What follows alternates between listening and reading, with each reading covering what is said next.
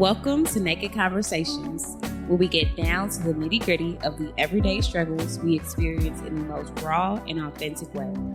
We'll cover topics like self-reflection, questioning God, abstinence, being Christian and not corny, and so much more.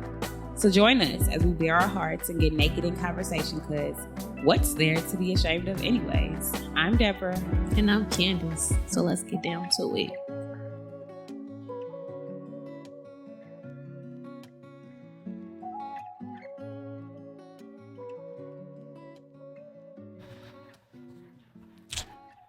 We live.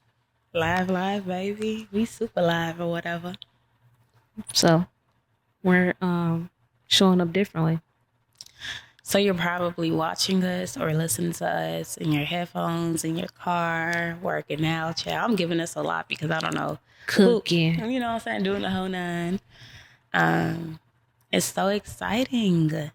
We're excited. I know that it doesn't sound like it, but we are, I promise. Super excited. How are you? I am cool. Today has been a good day. I worked out. I went to church. Girl, never mind. I'll tell you later. But yeah, it was a very interesting day. It was a good day nonetheless. I worked out. I got groceries. I started my meal prep, which I'm going to finish after this. And yeah, it's been a good day. How about you? It's been an interesting day. I went to church. Church was great. I've been maneuvering through some emotions today, some realizations. Okay. Yeah, I didn't do exactly what I wanted to do. Like, I was supposed to go grocery shopping. Didn't happen. Still need to finish my homework. And that's okay. I'm going to try to be better tomorrow. And look, that's the point of tomorrow, to try to be better. So, I guess we can just go ahead and hop right on into it. Yep. Okay, so we're going to have segments. So our first segment we call the strip down. So basically, we're going to ask the questions just to warm us up, strip down whatever tension, whatever walls, whatever, hindrances or anything that we got on us from our day. Yeah. Just to warm us up, to relax us, to set the tone. Yeah. And also it gives y'all an opportunity to join in on the conversation. So whatever question we ask at the beginning, feel free to also muse it or use it for yourself to determine what's been going on in your life, to kind of unpack some things, because that's what we getting down to. Sometimes it'll be really serious. Other times it'll be light, fun. And it's out of this affirmation, deck of cards I have that I got for my birthday. And I really enjoy the questions. They're really deep and reflective questions. So the question for today is, what emotions am I currently feeling on a regular basis that aren't serving my growth? Why are you looking to me first?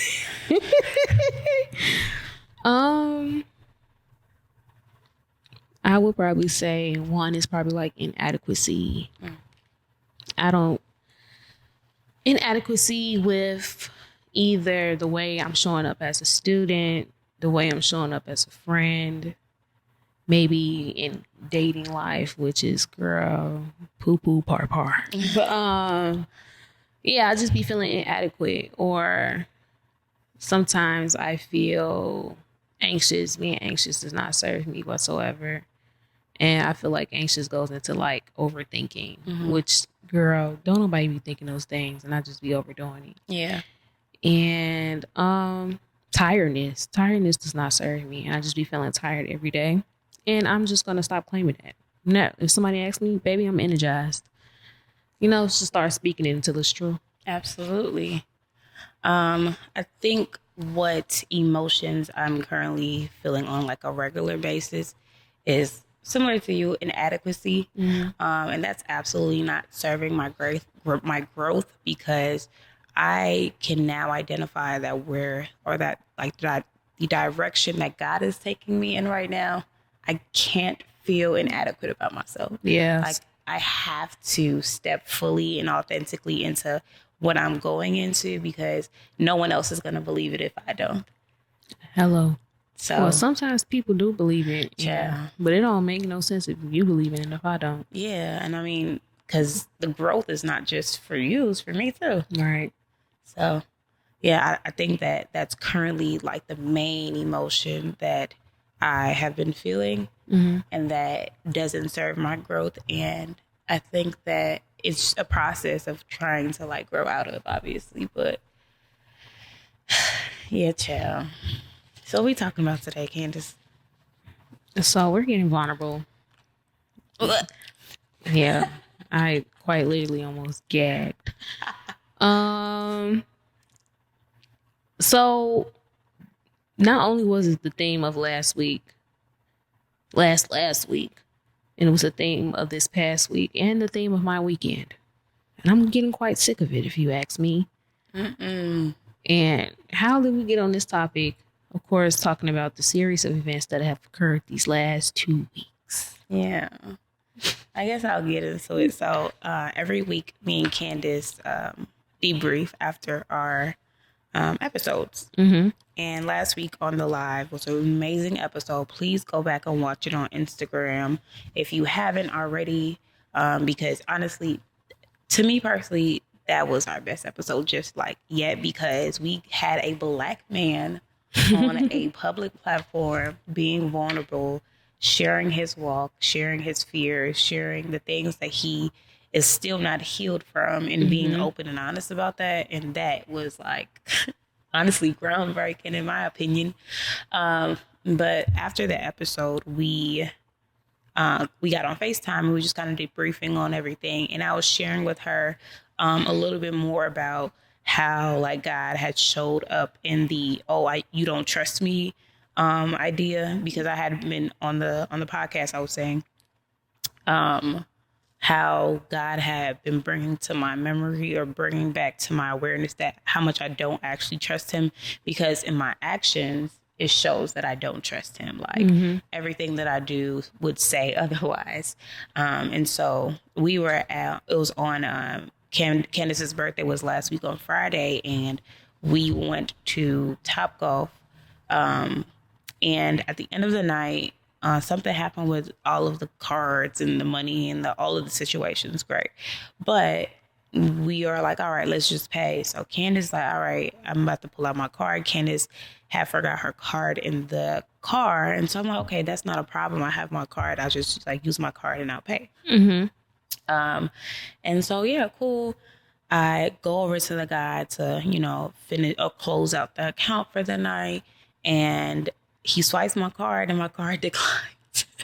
But it was a big balance. Scamming fraud is at an all-time high. And so the banks just want to make sure, babe, is this you? Girl, I was like, declined? Are you cool? I just got paid. And so so Candace walks over, or actually everybody walks over, all 8 or 9 of the people who were there. They all walk over at the same time, and then my card declines in front of everybody. I'm just like, y'all, I promise I have money. It's the fact that nobody peeped. I'm like, y'all, I promise I have money. I swear I do. And so I proceed to open up my phone and open up my Chase app to show Candace that I have the said money that I said that I had. And she kind of like ignored it because she was like frazzled in her own right anyways. But then God brought back to my remembrance that, see, once again, you don't trust me for real because you decided that you needed to show somebody or prove something to somebody else that you had the money to pay for this thing, when I had already told you that you had the money because I gave it to you. And whatever I add to you, I add to it without having to like boast about it. I don't have to make you feel less than to have it. You just have it. And I still, unfortunately, am working through those feelings of like, I don't really trust God, like, and it's difficult. And as much as I say that I do, I don't. And I'm still like working through that. So all of that to say, we were having this conversation, and that's how we started the conversation. And then Candace began to kind of get vulnerable with me about why she felt like she couldn't like accept all of the stuff that I had been doing for her on her birthday. So I took her out earlier in the day and all of that kind of stuff. And she'll talk a little bit more about that. But she wouldn't accept my love. She wouldn't accept my love. It wasn't that I wasn't accepting her love. So on my birthday, I was very what's the word? Frazzled, anxious, overwhelmed. It was a lot of emotions. It was a wide range of emotions. So I'm not I want to say I'm not a birthday person. I'm not big on my birthday. Okay. And so that stems from when I was growing up, baby. We talking about getting out the mud. What's lower than the mud? The cement. I don't know. But growing up, things weren't always together financially, and also it's like everybody's birthday is in September. And in my family, it's like it's somebody's birthday before my birthday, somebody's birthday the day after, 2 days later, the week before. So baby, it ain't. So when we share birthdays, usually, it's about both of the people whose birthdays it is. But it never gave that when it was time for me to share my birthday. It's like, it's their birthday. And it was like a small opening act. And that was me. But I wish her birthday too. Cool. It's like when you going to see an artist and it's this random artist that's opening before you, be like, who is this Negro? I mean, like. And you're not paying no attention to them, and then it's all the excitement for the person you was looking forward to see. So along with that, and then always like my mom having to my mom was a single parent mother. First, let me say, Tamaya Jones made me feel special. Regardless, if she had 2 nickels to rub together, them 2 nickels was gonna be on me for my birthday. She had 25 cents. That's when chips used to be 25 cents. Happy birthday, you got birthday chips. Oh, no, that's we gonna make sure you got something. Shout out to mom for sure. Shout out to Tamaya. She does her thing. Miss make it happen. So it used to be times like, I remember one birthday, I had to share with my cousin, but my mom was very much like, you can either share your birthday today or I can take you to the mall. We can get you a toy. We can go to the movies, and it can just be about you. Because my mom used to peep too. And that thing does a lot for a child. Not even a child, it stays with you for forever. The smallest things you think that affect you, it really does. And so I chose to share my birthday because I love my people. Like, I want to be around my cousin. I want to be around other kids. Baby got that, and I was very much given, I don't want to be here anymore. I should have chose door 2. Mm-hmm. Because then people will be there and then come like, oh, it's your birthday too? Oh, I got a gift for them. My bad. And then, why would you say that to a child? Right. That stuck with me, baby. I'm 23. That probably happened when I was like 6. And there used to be a lot of options where I just felt like less than. And I guess that goes into even me having problems with feeling like inadequate now. Right. But, and then also my mom was doing it by herself and she was struggling. So literally, I will remember, I know the pay cycles. We wasn't living paycheck to paycheck. We were living paycheck to the next 3 days. Yeah.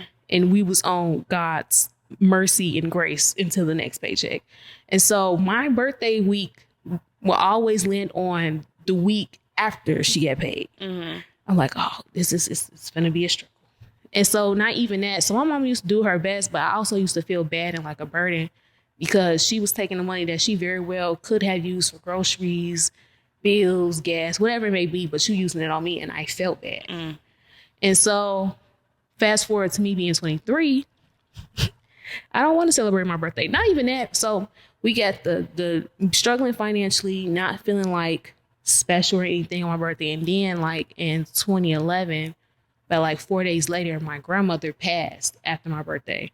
All those three things working together, we could just skip the day. I'm very much thankful though. Like, I'm very much thankful. Like, God, thank you to see another year. I'm glad that I've seen this day. Giving praise to God, but we don't have to do anything. Yeah. But I do like to look cute on my birthday. See, those who may be knowing me from my social media, yes, the girl gives a look. Does. I don't care if we, please. I don't care if we don't do anything, but I want to feel cute on my birthday. Yeah. We ain't got to do too much, but I'm going to look cute.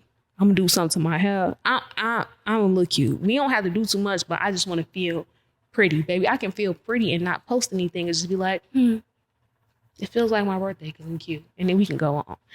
But fast forward to 2023, September 22nd, the day comes. And so even before that, I told Deb, I'm not doing anything because I wasn't in the mood at all. Like, I told everybody, I'm not doing anything. And each and every one of everybody was like literally going to jump me because I said I didn't want to do anything. Because what do you mean by that? I was just like, I could just not. And it's not like I was like, fishing for somebody to do something for me. It's like, y'all ain't got to do it. You could tell me happy birthday, Candace, I love you. And I would be like, thank you. Yeah. Very appreciative of that. Which is why you literally deserve the world. Like, we gonna get to that later, really. Honestly, we can really get to it now. Candace does not ask for anything. And when I mean Candace does not ask for anything, I mean, part of it is like quiet as kept because she just refuses to get help from people. But also, because now, I mean, the vulnerability in her, like explaining it to me the other day was like, oh my God, finally, I get it now. I like finally get my friend and why she act like how she act.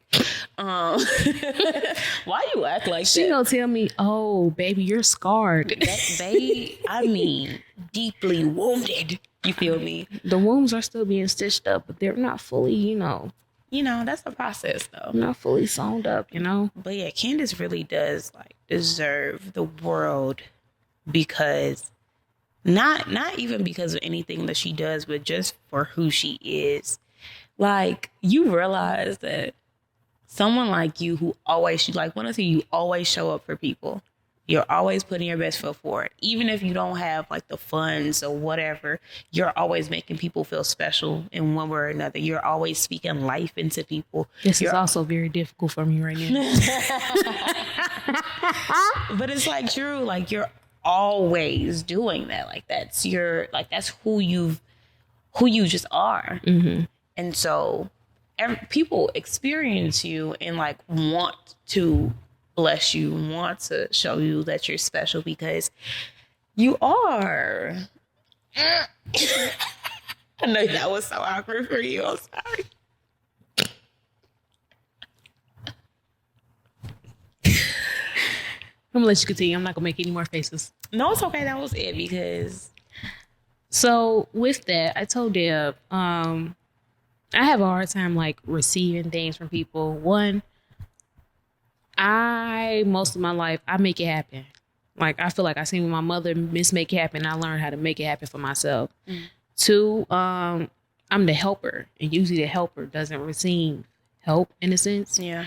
And then two, I've had people help me, and then like they'll feel some type of way about me, or something will happen, and they'll throw it back in my face, and I'd be like, one, I didn't ask. Yeah. Two, I bet I've never asked you again. I won't receive anything. I'm just gonna stop everybody in their tracks. Because if you think you finna throw, like, that cuts deep. Like, I didn't ask you to do that. And you trying to make the way that people make you feel you can do that. It's just like, I would just rather not. Yeah. So to cut that possibility happening altogether, I'm just gonna do for myself at all times. I'm not even gonna give you the chance. Yeah. To ever throw anything in my face. And so even though I know Deb's intention is not, Deb's gonna throw this in my face. But they said that like your mind cycles old information. Yeah. So in the event that somebody tries to like do something for me, I'd be like, please. Yeah. Like, I would rather not. Actually, you can keep it. Or I'd be feeling bad that I can't show up the same way. Because right now, when you're a student, I'm not even working full time, but I'm a full time student working on 2 degrees, and I can't work like I want to. So if I feel like I can't show up just as financially, or I can't show up like you're showing up for me, then I overcompensate or I feel bad. And so I'd be like, I don't want anything. And that makes me feel bad and terrible because the way that she's a giver, show love to people is like giving them things. Whether that's showing up with my time or giving my time, my energy, whether that's like financially, if my friend needs anything, I won't even say if they're struggling, but if my friend just needs a pick me up or whatever it is, like I want to be able to like give that to you because that's how I show that I love you. Mm-hmm. And so the entire day on Candace's birthday, I'm blue. Because I struggle with rejection in general. Mm-hmm. And so when I'm giving my love to this person that I deem to be very important to me, and it's like she's not receiving it or she's like pushing back on it, and it's like, IG, like every other day of the year, cool, we can, work around it. Gee, it's your birthday. Like, this is the one day out of the year where it's like, I feel like people should want to accept the love that other people are giving them. And so in that, I felt rejected by Candace because I'm like, bro, I want to just show you that I love you by giving you gifts, by, taking you out and making sure that you just have a good day. And because of like everything that she had been experiencing internally, it was like coming off as like, well, I don't want what you have to offer one whole time. She's just like, I don't want what you have to offer because I don't want to feel like you're going to throw it back in my face at some point. Even though it's not like it's not a direct attack on my person or my character, who I am, or anything I've ever done particularly, but things that she's experienced. Yeah. I feel like a lot of the love I experience is like love with fine print. Babe, you have to read small print with a lot of you Negroes out here. And I do not mean Negroes as a man. These is for all genders, races, creeds, and codes. Gender inclusive, for sure. Okay. But like, with friendships, I have never experienced a dynamic like this in my life. And it hasn't been like this until like this year. So this is very new. This is new ground for me. And me.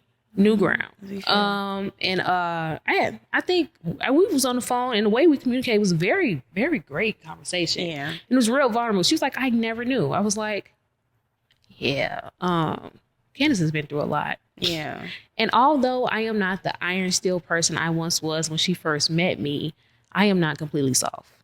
I'm more of like copper now. It's a lower melting temperature for me, but she's still very much hard. And so I'm still working through a lot of situations.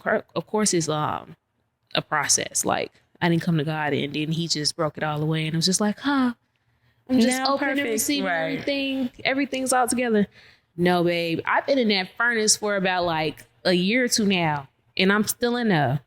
And it was very much a lot. And then also on my birthday, everything was just, I don't know what's been going on with me this last 2 weeks, but the way my mind has been working with time, like my perception of time has been off. I can't explain why, and it's pissing me off because I'm usually a very timely person. And so, I'm thinking about what happened yesterday. And so when it comes to like time and I'm being late, because we got to the massages late, and I felt terrible. And I'm like, Deb probably is so pissed off at me. I wasn't. And I was getting overwhelmed and I was becoming anxious. And so then, we got there late. The massages was great, child. I wish I got there on time. It was so good. I want to go back. Okay, so we go to brunch, and then after brunch, I didn't have everything like together for like my outfits and everything. So I'm trying to find like little things. That was anxious in itself. The nail shop, I go to the nail shop because I couldn't get an appointment any day before the day of my birthday. So I go, everybody in the nail shop is acting slow, and I'm looking at the time, and time is winding down. Babe, I don't have nothing on my face. I ain't got no makeup done. Thankfully, I had braids. Thank the Lord. I did my braids. But I'm just like, I need time. I need to hurry up and make sure I'm on time. Girl, we end up getting to the dinner reservation about like 30 minutes late. And I'm rushing. I'm flustered.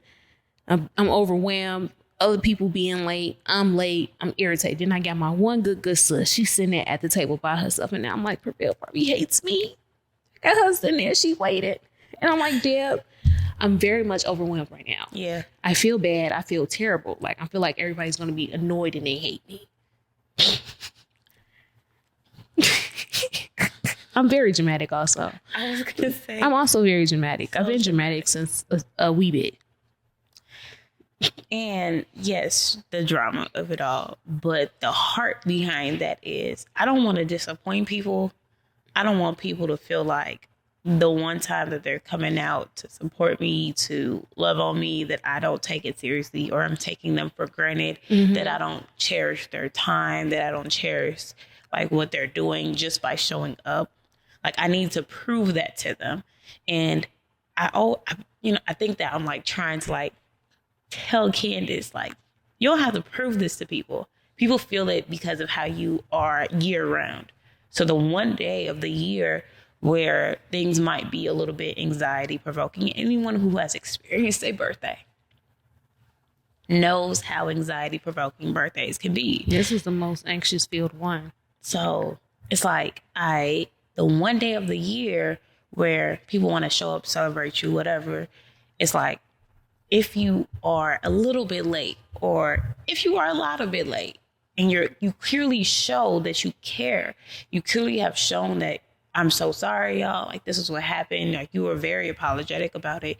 But at the core of it, you don't have to prove to anybody that you are worthy, or you're worthy of being shown up for, because you just are. And see, that's the problem I have. I told Deb about this today. So me being fully in my vulnerability, I feel like I always have to be on with people. I told her today, probably so look, Candace comes from a single parent household. Why am I talking about myself in the third person? I come from a single parent household. It was just my mama, me, and my brother getting it how we lived, and my grandma for the time God has blessed her to be here in my life.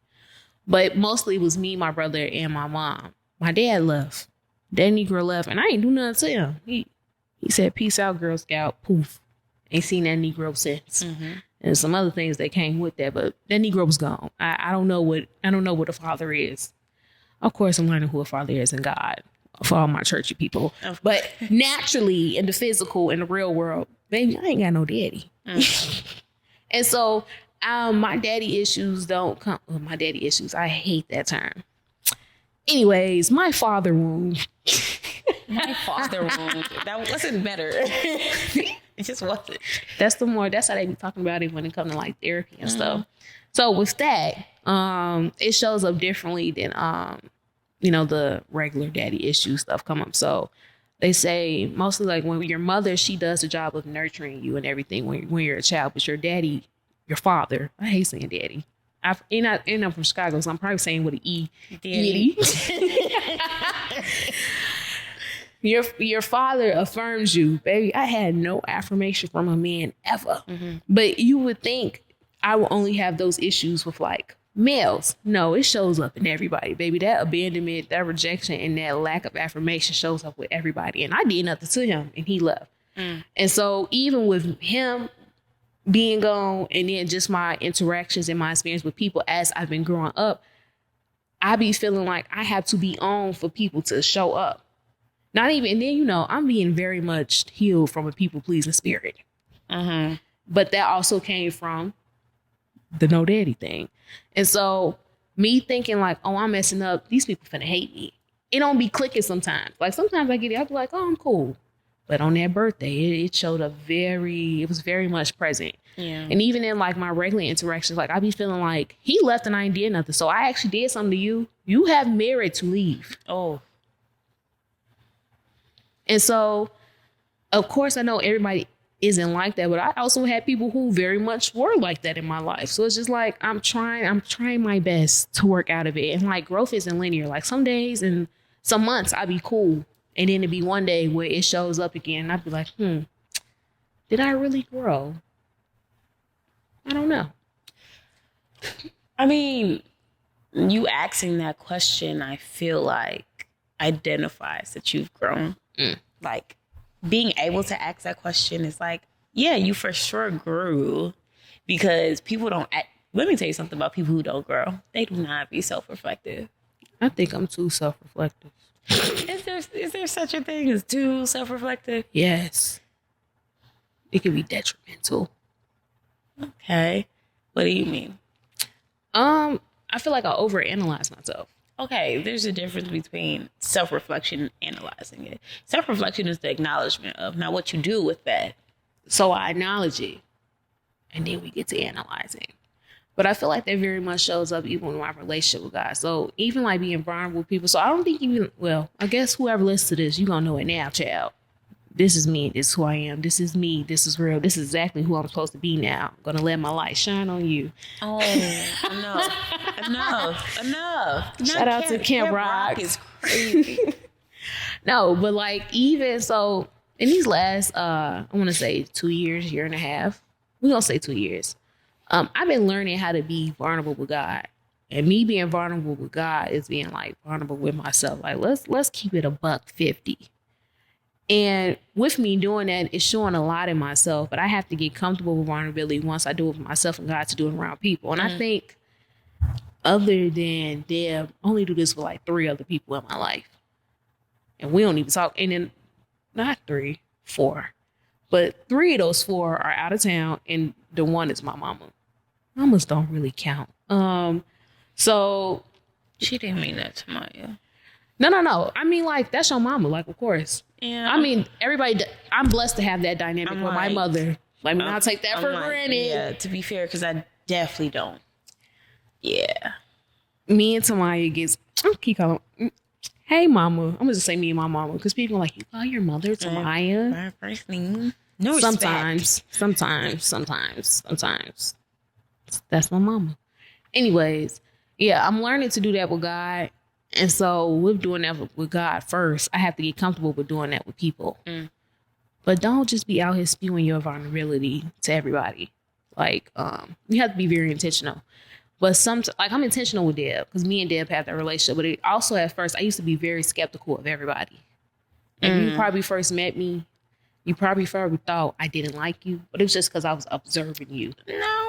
You didn't have that, but a lot of other people have. So, yeah, I definitely never. Because I don't show up, I'm not like bubbly or I'm introverted. You're from Chicago at that. No, the Chicago folks told me they thought I didn't like them. Really? They soft then. It ain't even that they soft. Like, I can be introverted, I'm reserved, and then I observe people when I first meet them. Because, baby, I got to see how you move, especially when it comes to friendships. Because, like I said, I've had some friendships where people acted a fool. Like, I want to say from like middle school time when I had to switch schools, and a lot of those experiences with those young ladies during that time wasn't the best for me. Yeah. I was just trying to thug it out and survive. And so when I got to high school, I was like, let me sit back and watch these people. Just see how they move with other people, how you interacted, how you shared your information, just how you moved amongst everybody else. Yeah. So me being like that and reserving, you probably think like, she ain't too open. She ain't really, it ain't like I didn't like you. I'm just watching how you move. Yeah. Because I'm very like selective with who I let around me. And even with that, you're going to fail sometimes. But still, I'm very guarded of my space because I know how I am. And so me showing up as hard, it was like a protective thing. And now, as God has had me in the fire, he's breaking away at a lot of that hardness. And I realized that I'm actually very sensitive. And that's why I built that such a hard exterior. Because anybody who met me and who stay around a little bit longer, they're like, Candace is really hard on the outside, but she's actually very soft. She's a very sweet and soft person. But it takes a lot for you to see a glimpse of it. No, I've been known Candace for some time, and I'm just now. I saw her cry for the first time this year, y'all. And truly and honestly, I think we should really talk about that. Oh yeah, my vulnerability. So one I know from my own what God has told me. So I've gotten like a prophecy in a sense, when I was like in 3rd grade, and basically was in church. And it was this pastor, me and my brother both got to work today. And she basically said, God told me to tell you that he's going to use you on the playground amongst your peers. Keep in mind, I'm like 8 or 9. But I was very much, me and the Lord was really locked in. Like, I experienced God so, I've seen miracles, which is crazy because even though I'm like this, and even when it comes to like finances, feeling inadequate, or people going to leave me, God has showed himself strong even then. And so this is why you can't keep a short memory, but we'll get into that later. But I was like, okay, God, let's get to work. Go to school the next day. It's recess. I'm thinking we finna bust the middle of the ground open. Like, what we finna do? You know what I'm saying? Yeah. Nothing happened. And then the next year came, and then the next year came, and then the next year came. At the age of about 20, probably 19, I started to like get a glimpse of seeing like that word working. But it didn't really work because I had to be vulnerable for certain things to work with people. And so now, God had me in this season when I was like completely like separated from everybody else. And so even with that, when you think of me going to church, I can actually like worship and give God praise in front of people now. Because I used to feel like very embarrassed by it. Like, to do that, that's a very vulnerable act. To truly freely give God praise. And so I was just like, I can't do this. It's too many people. You worry about who's watching you, what they're going to say, this is and the third. And also, I don't want to show that vulnerability with everybody else. I very much do it when I was by myself. But God was like, babe, it's not about you. Like, first of all, you're so worried about people that you won't give me my praise in front of them. Actually, I need you to.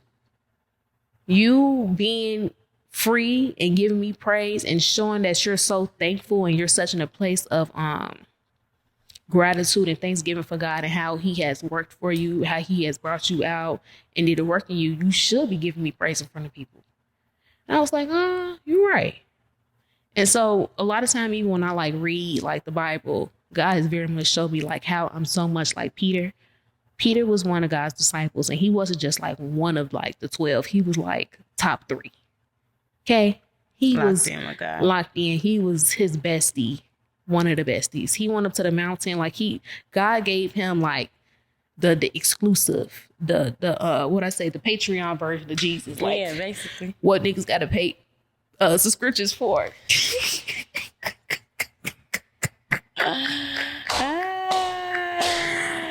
It's a work in progress. Yeah. So basically, Peter used to go hard for God. Mm-hmm. Peter was like, right at that. Like, I beat these people up for you. Matter of fact, I'm cutting Negroes' ears off for you. Yeah. And so when it came to Jesus about to be like crucified, Jesus was like, hey, bro, you gonna deny me? Peter was like, never. Never. No, not I. I will never. Not you, my Lord. Like, never. No. He was like, you're going to deny me. You are. Peter said, never. So then they came and then they went to go arrest Jesus to go take him to be crucified. Peter much did cut one of the soldiers' ears off because he was ready to go to war for it. Yeah. He was ready to go to war. But then when Jesus got crucified and he saw it was getting real and they was ready to crucify and kill anybody who was running with Jesus, they was like, that's your man's, right? I definitely just saw you with him. Peter said, if I seen that man walking down the street, I wouldn't know a thing. Man, what? Who? I do not know him. I do not know Shorty. I never seen Shorty a day in my life. Literally never heard of him. And then the third time that Peter denied him, Jesus made eye contact with Peter. Like, I told you. And now I seen you. We made eye contact while you was denying me. Peter fled. He was in distress. As anyone would. Like. So Peter denied Jesus, and even after, Jesus came back from, like, he still like told him, like, Peter, I loved you. Just how many times that Peter denied Jesus, Jesus told him he loved you. But I said that to say, Jesus was basically telling me, like, you deny me. You care so much about what people think about you that even though we locked in, you claim to go hard for me, and which I did. I wasn't completely locked in with God. It's like, I told y'all I was still doing me. But in that sense of me, like, denying, like, giving him worship and giving him praise publicly was like me denying him and denying my relationship with him. So cool. So me and Deb started going to Bible study. And this is when we was like just getting back, like, in communication with each other. Mm-hmm. And so before we went to Bible study with me, I had a friend go to church with me. And even though me and God already had that conversation about, like, worshiping him, regardless of who comes with me, because church is a very vulnerable space for me. Like, I just switched churches. I started going to church by myself, and I would give God praise if I was by myself, or I didn't care about the people who were there in the church with me because I'm like, these folks don't know me. Mm-hmm. But when it came to bringing people who I knew personally come to church with me, it was like, God was like, you trying to gatekeep me. I said, gatekeeping God is crazy. I was like, I don't want these people because, babe, when I gives worship, like, because now I really, baby, I understand why people run. Yet I have yet to run around the church. I might in December when I graduate. Okay. But you gonna see me running in the church. But I understand why people have a run. I understand the shout. I understand the yell that comes from the pit of your stomach. Matter of fact, the depths of your soul. The belly. Because I know how much God has been good to me. I know how much he has transformed me, even though he's still working within me and refining me and renewing me. I've changed a lot. Yeah. And he just saved me from a lot. He's always showed himself as a strong force and a strong foundation for me. So I went to church with my friend, and he's with me and is doing praise and worship. And At first, I was like, I'm just clapping my hands. God was like, you don't even get down like that. He was like, we passed the just clap your hands stage. Like, you already know how we do this. I'm like, okay, I'm gonna have my hands up. And I'm like, Jesus, let me just keep my mind focused on you. So then I start to well up because I literally cry when I think about how God has been good to me. I literally cry. And so I'm beginning to cry. I literally go, I'm covering my face and I'm crying. We leave church. He go, you know I seen you crying, right? Like I'm right here. He's like, I don't care. Like, I'm literally standing right here. I'm like, Negro, I see you. I see you crying. Like, what? I don't know what this hand was gonna do. Like, I went invisible after that. So then Deb comes to Bible study with me, and he was like, don't you dare. He was like, you know what? And I have to pray this prayer, period, when I go into church, is that, Lord, whatever stronghold is sent on me or the house of the people, lift it. Don't even lift it. I ask you to, like, send it back to hell from where it came from. And let everybody feel the freedom to give you praise. And let me keep my mind set on you and not worried about who's around me. So I pray that prayer, this prayer and worship. And baby, I just go for it. I said, look, I can't care. And so I start praising God and I'm just going, but I didn't even peep. And we didn't even have this conversation until literally last Wednesday. Yeah. I'll let you go. No, go ahead, finish. Oh, so we was talking about last Wednesday and Dad was like, I never actually had like worship with God like I did until we started going to Bible study. And I was like, what you talking about, Willis? So I'm a PK, or preacher's kid, and I grew up in the church, and I like obviously have like lived, or like my lived experience is like knowing how to navigate in the church. But like I mentioned last week and a few weeks before, like my relationship with God really wasn't like tight like that. And so I don't think that I had ever in my 24 years of life ever like got down on my knees without being prompted to, or rose my hands without being prompted to give God like true worship. And because also, honestly, I don't know that I knew who exactly it was that I was like worshiping. Yeah. And so because of that, I just kind of like, I just felt very weird about like doing it. It just felt uncomfortable for me. It was an unnatural thing to like raise my hands and worship and cry.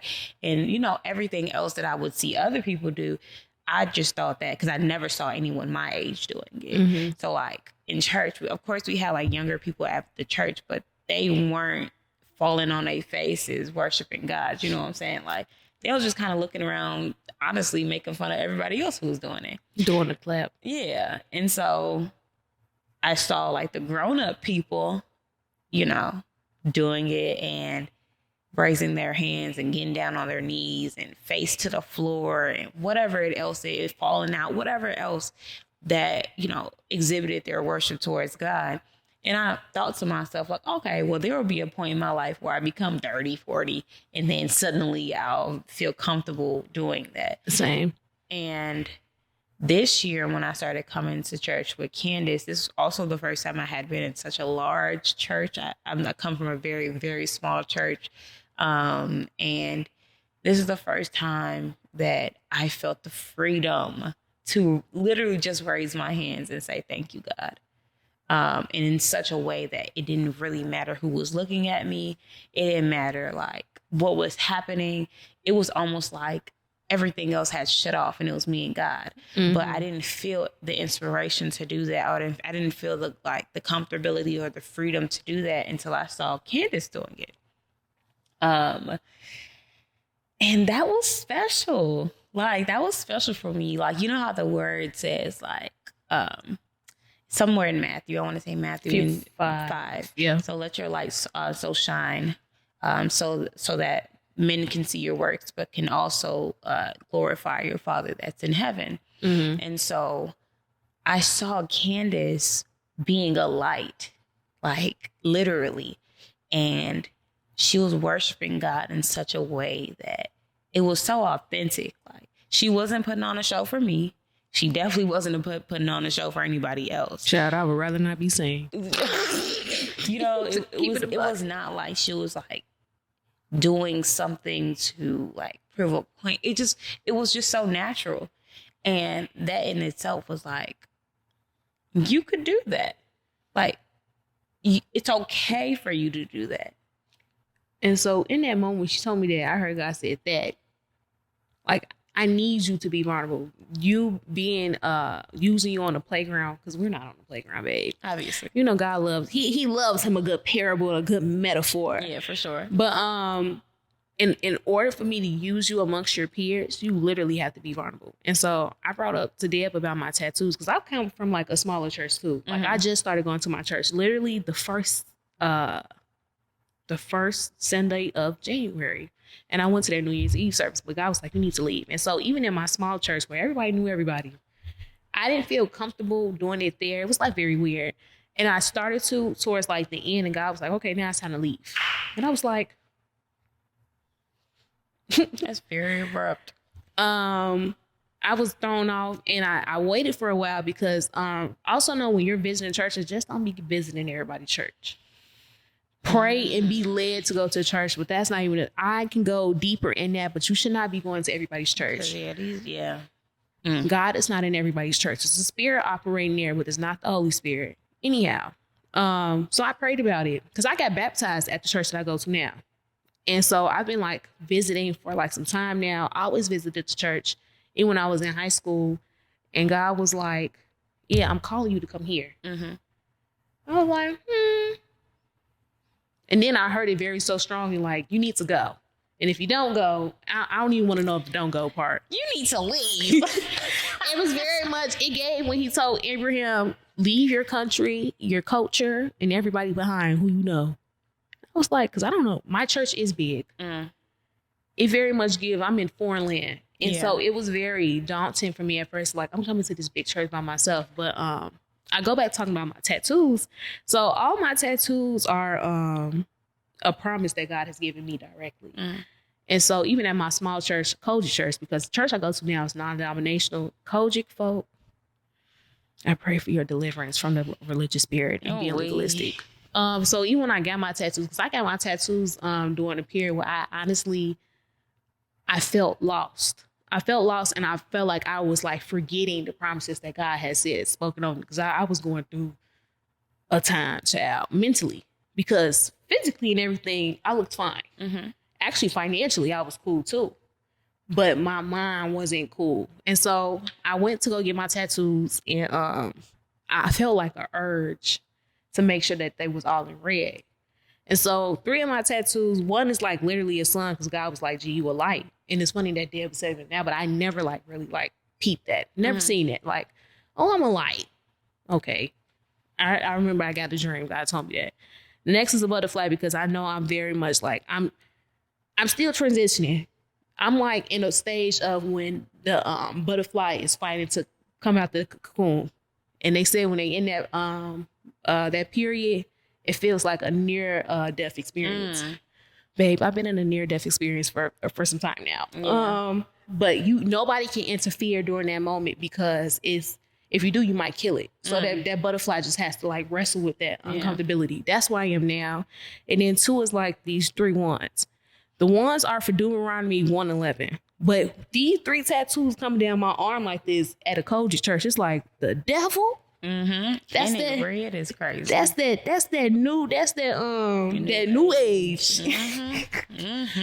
No, but and then my other one says mind over matter. Basically, it's like faith. Faith is basically, you gotta have faith over like sight, over things you can't see, faith over fear. And then the other one just says agape. Agape is the highest form of love, unconditional, unwavering love, and that's the love that God has for us, and that's the love that He calls you to have to like one another.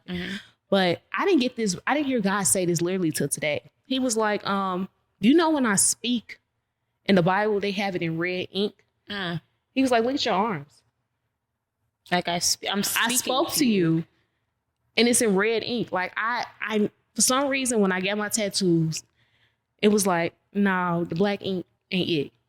Because I knew why I was getting my tattoos. I knew what they meant to me. It's like, they need to be in red. And God was like, because I spoke to you. I said that. I said, you ate. Drop his mic. Did.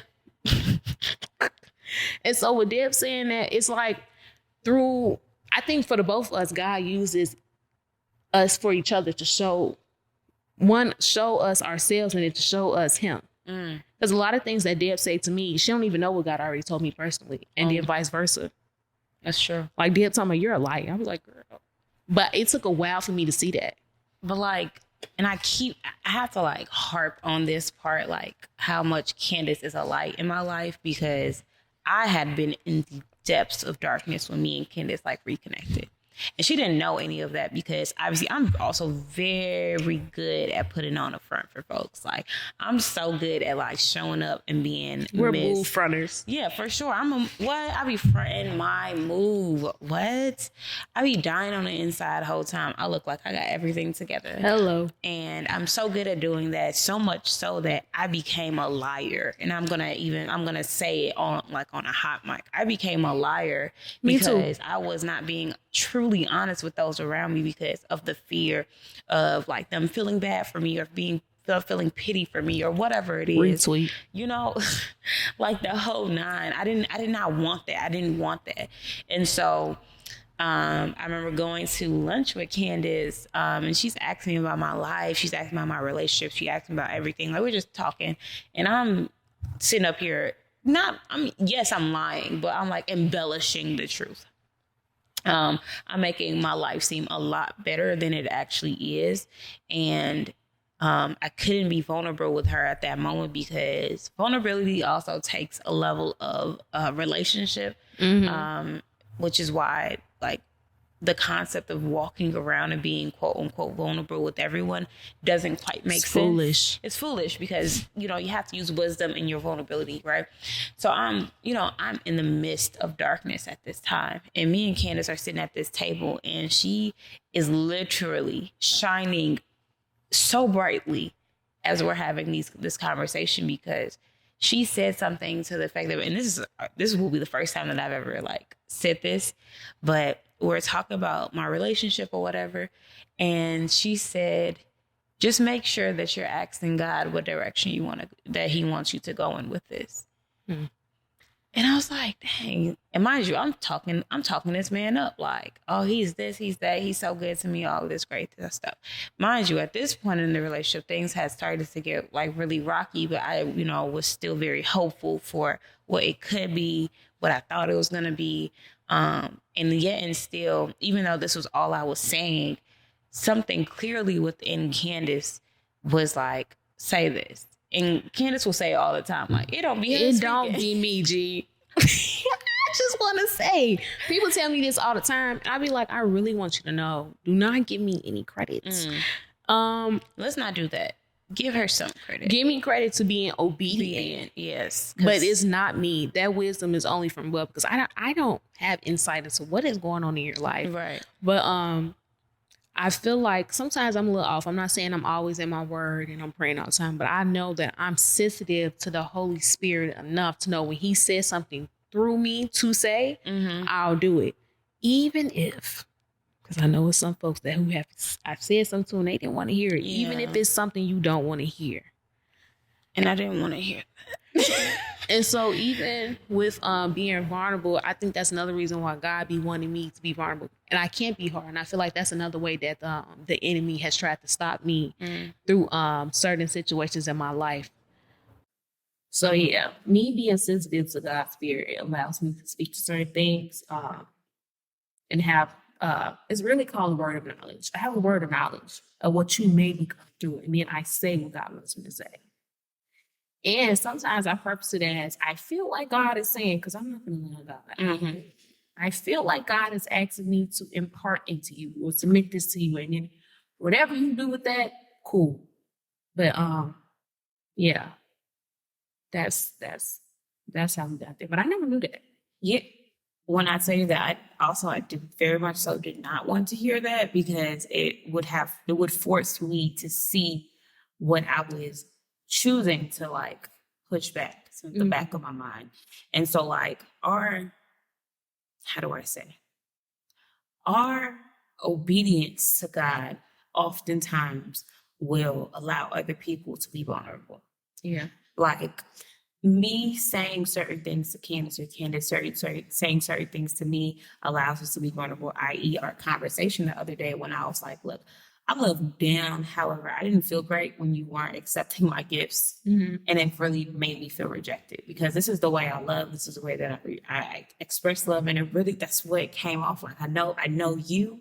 I know your heart, I know your spirit. I know that you wouldn't do that intentionally to make me feel rejected. Mm-hmm. And that brokered a conversation for me to find out that people have been throwing things back in Candace's face her whole life.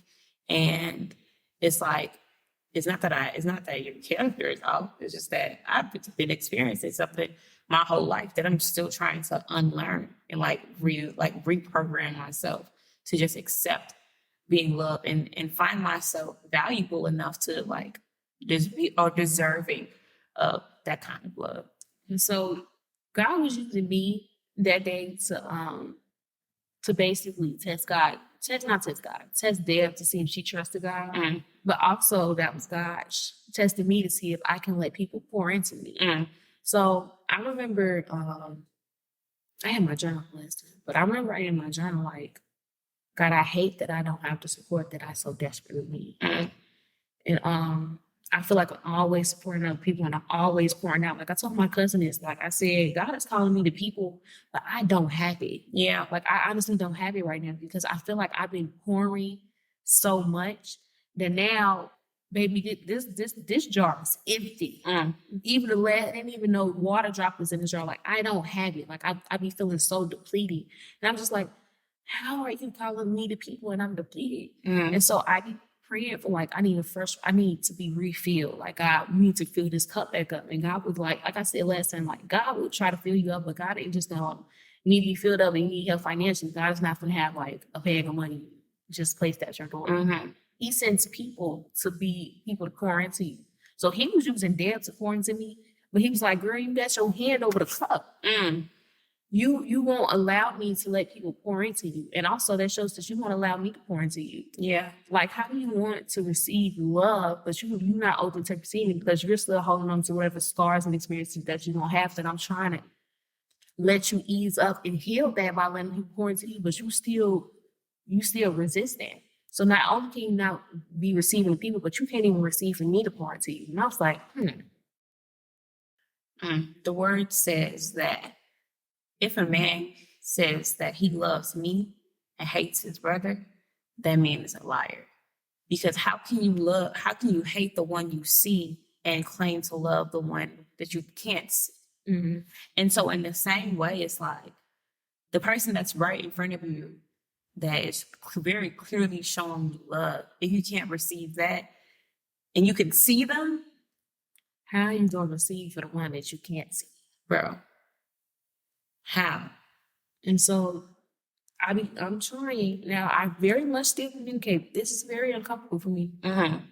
This is very uncomfortable for me. But even I think Deb said to the fact that I think she said God told her to do it because Candace is going to be receiving this from a lot of people. She needs to receive from you first. Yeah, because she won't know how to fully receive it in a way that makes sense to other people. And what I mean by that is Candace is not an outwardly like appreciative person, and not like she's like ungrateful in any like stretch of imagination. It's just like it's not major. It's not major. It's like, oh my God, thank you. And like she's also going to like come back and like say it again, like, oh, thank you so much. But she's not going to overly compensate for it, because like if you did it, you did it.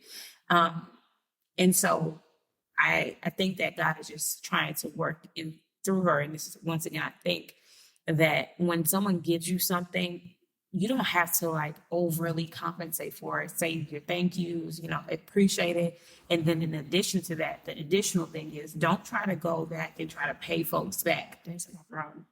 So I'm gonna say thank you, I appreciate it, and then I'm gonna try to trickle down on whatever you did and give it back. And then I think, and it was so irritating. Like I think I slid her money. I was like, "Who doing? She not paying attention." No, it was at brunch when my dad had called, and I think she sent it back. Like I remember one time Dad was like, "I'm gonna block you." So just stop. Because the thing about it is that anyone who knows me knows that I don't just like. I'm not walking around just giving people things off the strength of giving people things. Like I deem people as being worthy of being given things. And I don't want to I don't want to say it as if like some people are unworthy, but rather there are certain people in my life who have gained access to that part of my love. Like there are different levels of love. I feel like I will love you like when I first meet you. The love might be words of affirmation, or the love might be, just showing up as much as I possibly can. But when we are deep into this thing, I'm loving you like relationship. I'm just really basically, that's my girl, right?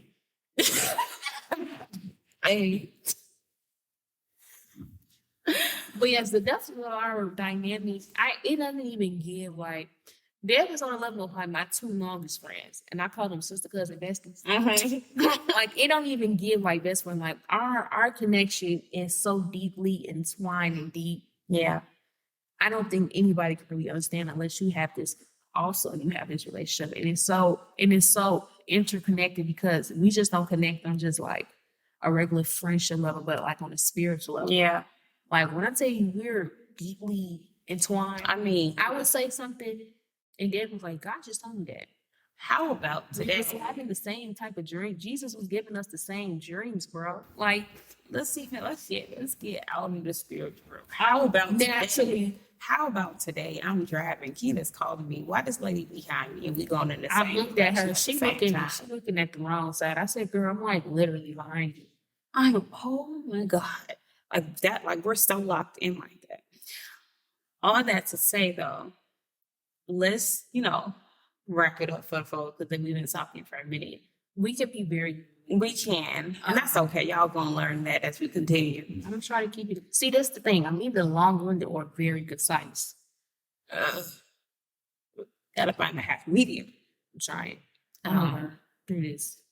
So all that to say, this conversation was really just to like have just broker another like conversation about vulnerability and the importance of it and like what God has been revealing to us through our vulnerability, and how unfreaking comfortable it is. Painful, like even. So let's get down to our naked confessions of the night. What is your naked confession, Neil? So if y'all don't know already, our naked confessions is where we tell you something deep, dark, funny, whatever, that, we've just been workshopping, whatever. And so my naked confession of the night is I'm uncomfortable with vulnerability when other people give it to me because I'm unserious as a person. I'm like, generally speaking. And sometimes I feel like because I'm so unserious, it can come off as I don't care what you're talking about, but I'm fully invested and I fully actually care. But like, I might giggle a little bit. I don't see you as unserious. Really? Okay, maybe, I guess that's like a perception thing because in my mind, I feel like I'm extremely unserious. No. Wow. Well, I guess the next confession is void. But I mean, it's still a confession on my end. And I'm still learning how to be vulnerable, not only with like the people that I see, but honestly be vulnerable with God. And that has been extremely difficult for me. Like really, he sees all already, but like opening up to him like, hey, I know you know this already, but here is me. He wants you to here is me coming to you and telling you what I'm experiencing, what I'm feeling. And that has been difficult, but it's been a journey so far, and I'm glad I've been doing it. Candace? My name is Confessions, and I said this to Deb earlier in our own personal conversation, that sometimes I have concerns and I'm worried that I can't completely fully show up as myself, even in the not so fine parts or the ugliness of myself. Because we're not all around good, but I feel like even if I'm coming up and I'm coming up short, people are going to leave if I'm not at 100%. 100% of the time. Yeah. Like I always have to perform. Like I always have to be on point. And that worries me. Like I be feeling like, oh, I did something. Candace, brace yourself. They're leaving. Also, I'm learning because I'm very good at being like vulnerable selectively. But even with God has shown me who to be selectively vulnerable with, I need to fully like give into that. Yeah. In a sense. And also we're still working on receiving love and support and help because God is the season when He's letting people pour into me and to know that those who go far actually have help. And That's I will be good. stunted and I won't go anywhere if I still try to do things on my own strength. But that He has placed those and is still placing people into me that He wants to pour into me and to help me. And I have to be open and to receive that and to trust that He has placed those people in my life and it won't be like any like fine print with it. Yeah, it won't be no backlash. Because God gives blessings with Yeah, without the burden, you promise. I love you. Number two. That just made her so uncomfortable. What's gonna happen? I get like, man, I know it's gonna be a mess, and I'm like in a relationship, and has relationship is leading towards marriage. How about I'm gonna be Kiki and cackling because of what? Stop. Well, honestly, this was episode 1. Yeah, this is the real episode, right? Like, But of the just- podcast, of course. To stay connected to us, I'm so happy to check the show notes where you can connect to our virtual community through text, where you can send prayer requests, your naked confessions, your answers to whatever the strip down was of the week, anything, and we can respond back. And yeah, you can catch us on the 2, YouTube, Spotify, Apple Podcasts, and anywhere you get your podcasts. And you can catch us on TikTok and Instagram at naked.conversations. So yeah, for now, peace out. Bye, y'all. This has been fun.